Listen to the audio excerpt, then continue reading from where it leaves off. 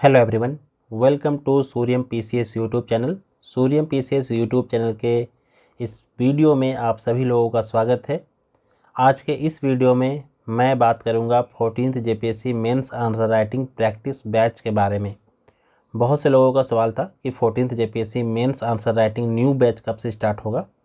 तो अब जो है फाइनली ये चीज़ क्लियर हो चुका है कि 1 जून 2025 से नया जो बैच है हिंदी और इंग्लिश में JPSC mains answer writing practice batch start हो रहा है, जो स्पेशली डेडिकेटेड है 14th जेपीएससी के लिए। इस वीडियो में हम लोग बात करेंगे कि कैसे ये पूरा जो हम लोगों का मेंस आंसर राइटिंग प्रोग्राम है ये चलता है, कैसे ये आपके लिए बेनिफिशियल है, कोर्स में क्या कुछ रहेगा, कैसी पूरी शेड्यूल होती है, पूरे वीक की किस तरीके से शेड्यूल सेट की जाती है ताकि आपका बेस्ट प्रिपरेशन हो सके मेंस के रिगार्डिंग। देखिए, जेपीएससी की बात करते हैं तो जेपीएससी में 3 स्टेज जो है सिविल सेवा में होती है। पहला तो पीटी, दूसरा मेंस और फिर इंटरव्यू। इसमें सबसे ज़्यादा वेटेज जो है वो मेंस का है। मेंस एग्जामिनेशन काफ़ी ज़्यादा इम्पोर्टेंट है यदि आपको जेपीएससी सिविल सर्विसेज का एग्ज़ाम जो है वो क्लियर करना है, और वो भी अगर अच्छे रैंक से क्लियर करना है तो। और इसके लिए मेंस में ही अच्छा स्कोर करना बहुत ज़्यादा इम्पोर्टेंट होता है। तो चलिए एक एक करके सभी चीज़ों के ऊपर बात करते हैं।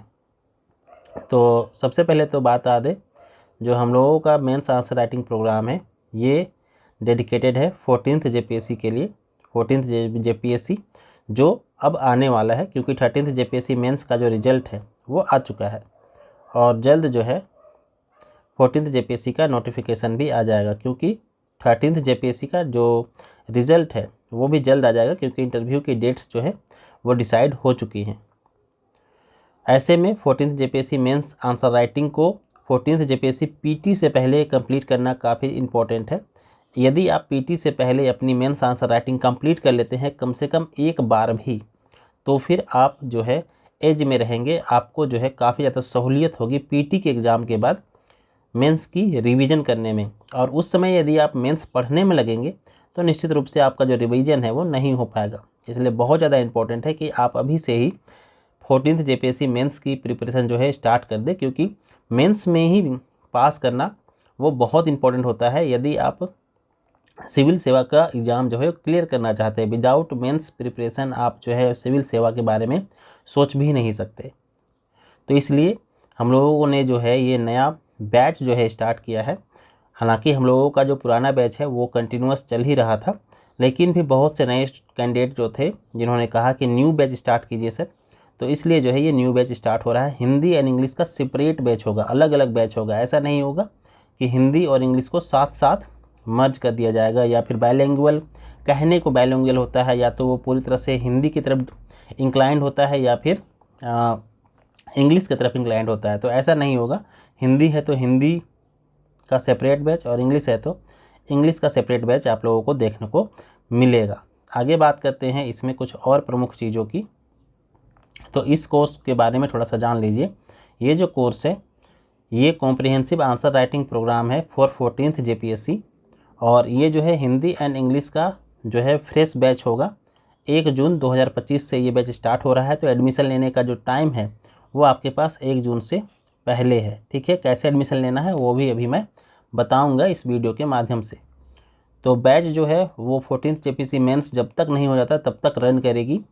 ठीक है, जब तक जब 14th जेपीएससी मेंस कंप्लीट नहीं हो जाता तब तक रन करेगी। हालांकि जो पूरा शेड्यूल है, पूरा जो सिलेबस है वो 6 मंथ्स में जो है कंप्लीट करने का टारगेट रहता है, और हो भी जाता है। ठीक है, 6 मंथ में आप कंटिन्यूस जो है एक एक टॉपिक आंसर राइटिंग करेंगे तो 6 महीने का समय लगेगा। लेकिन ये 6 महीने का समय आप अगर अच्छे से मेहनत करके निकालते हैं तो निश्चित रूप से मेंस का जो प्रिपरेशन है वो आपका टॉप नॉच क्वालिटी का होगा, अच्छे क्वालिटी का होगा।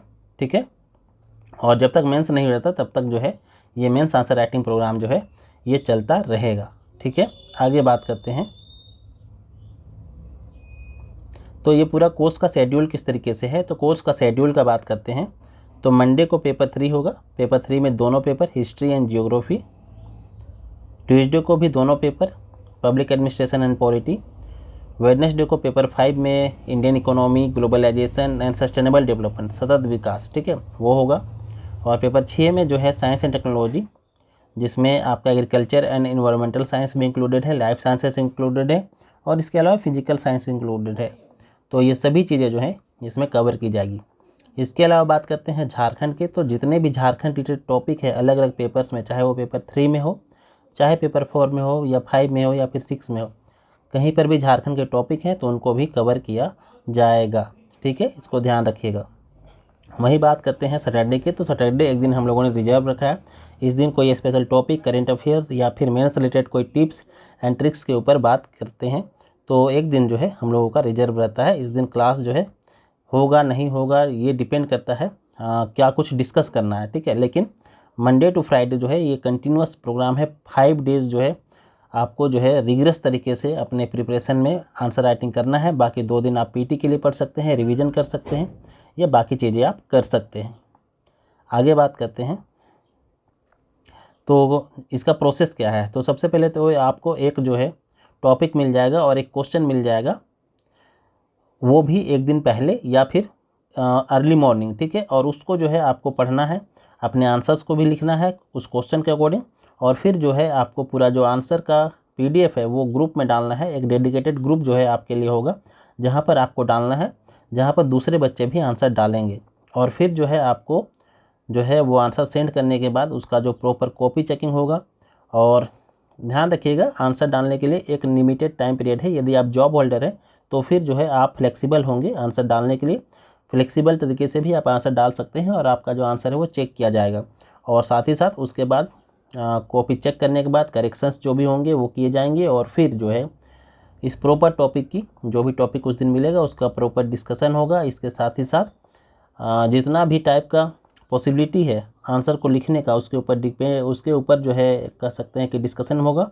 इसके अलावा डिस्कशन में सिर्फ डिस्कशन ही नहीं होगा, जो भी चीज़ें रिक्वायर्ड होंगी उन सभी चीज़ों के ऊपर नज़र जो है बनाकर और डिस्कस किया जाएगा। इसमें current affairs, map, diagram, flow chart, ये सब जो कुछ भी नीड है वो सारी चीज़ें जो हैं वो डिस्कस किए जाएंगे। आगे बात करते हैं तो ये सभी चीज़ें उसमें इंक्लूडेड होंगे। Current affairs, data related to economy paper, maps, flow chart and diagram and timelines, जो कुछ भी पेपर में बनाया जाता है, बॉडी पार्ट में, इंट्रोडक्शन में, कंक्लूजन में, सारा कुछ जो है वो डिस्कस किया जाएगा।